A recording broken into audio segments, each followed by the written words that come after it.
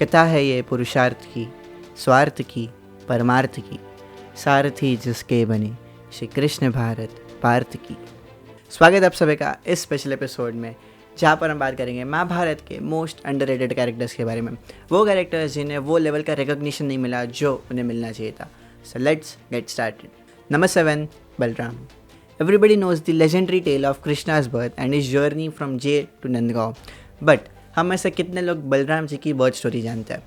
Balram ji was the seventh child of Vasudev and Devaki, but was transferred from Devaki's womb to Rohini's, who was Vasudev's second wife, by order of Lord himself. So speaking of today's time, maybe Balram was the first ever case of embryo transplant.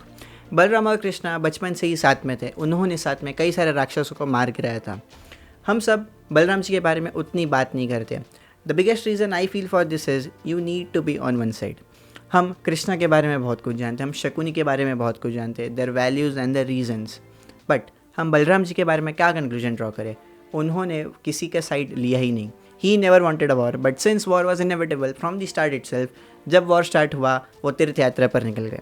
सो आपके हिसाब से क्या होता अगर बलराम जी किसी एक side पर होते महाभारत वॉर में? कमेंट में लिखिए, I will be glad to hear your comments. Number 6, Amba. The day we are born a death also get certain. But क्या हो अगर बीच में कुछ ऐसा हो जाए कि जिससे हम इमॉर्टल बन जाए? यही कुछ हुआ पितामह भीष्म के केस में। भीष्म को अपने पिता राजा शांतनु से वरदान मिला था इच्छा मृत्यु का, यानी death on wish. And what if उनकी इच्छा कभी हो ही नहीं मरने की?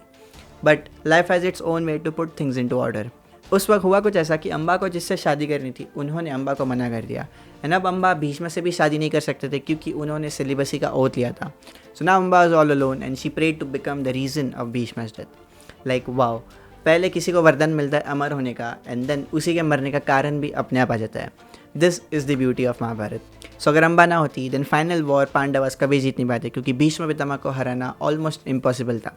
But as I said, life has its own way to put things into order. On number 5, Sahadev. जब भी पांडवास की बात होती है हमें सबसे पहले भीम या अर्जुन याद आते हैं, बट हम उसे भूल जाते हैं जो इंटेलिजेंस में वासुदेव कृष्ण के ऑलमोस्ट इक्वल थे। यस, सहदेव को भगवान बृहस्पति ने ट्रेन किया था जो भगवानों के भी गुरु थे। ऑल्सो सहदेव उस टाइम के बेस्ट एस्ट्रोलॉजर थे और जो चीज़ उन्हें बेस्ट बनाती है वो ये है कि वो अपने प्रोफेशन से कभी झूठ नहीं बोलते थे। महाभारत युद्ध के पहले दुर्योधन सहदेव के पास आते हैं वो मुहूर्त जाने के लिए कि कौन से मुहूर्त में युद्ध स्टार्ट किया जाए ताकि कौरव ही युद्ध जीते। अब पांडवास के साइड होने के बावजूद भी सहदेव उन्हें वो मुहूर्त बता देते हैं।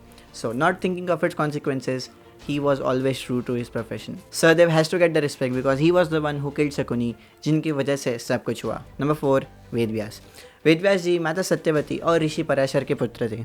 विचित्रवीर्य के मरने के बाद कुरु वंश को आगे लेके जाने वाला कोई भी नहीं था, इसलिए माता सत्यवती ने वेदव्यास जी को बुलाया ताकि उन्हें कोई ऐसा मिल सके जो उनके वंश को आगे लेकर जाए। महाभारत का युद्ध हुआ ही ना होता अगर वेदव्यास नहीं होते, क्योंकि कोई होता ही नहीं एंड जो नया एरा का स्टार्ट होना था वो ना हुआ होता। इसीलिए वेदव्यास द्वारा धृतराष्ट्र, पांडु और विदुर ने जन्म लिया जो कारण बने महाभारत युद्ध के। वेदव्यास का नाम वेदव्यास इसलिए पड़ा क्योंकि उन्होंने वेदों को डिवाइड किया।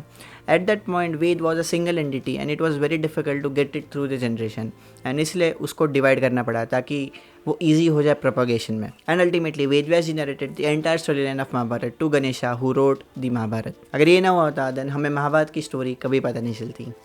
And at this moment a sub to the channel will be historic. Sorry. On number 3 we have Jarasandh. Speaking of great warriors, Jarasandh has to be in the list.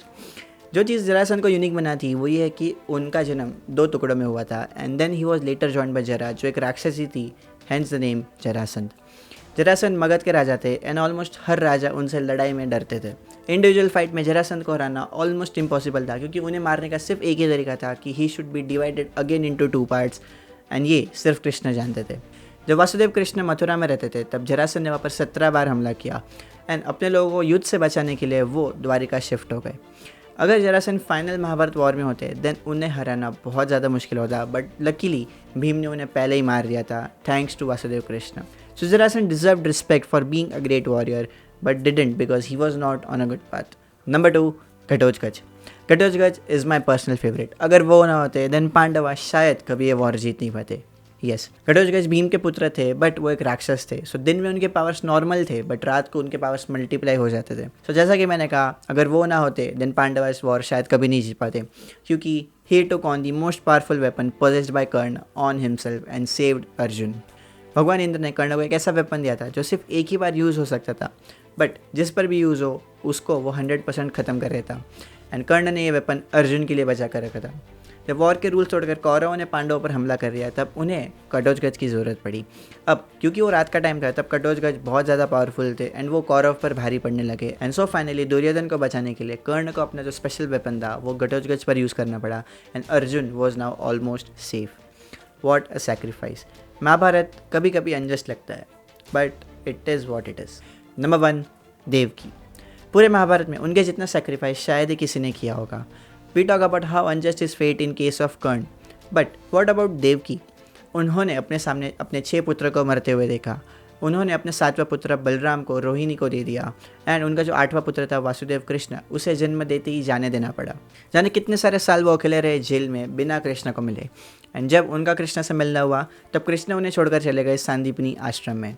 So now can you imagine the pain of a mother who knows that her son is alive but is not able to meet him. This is the truth.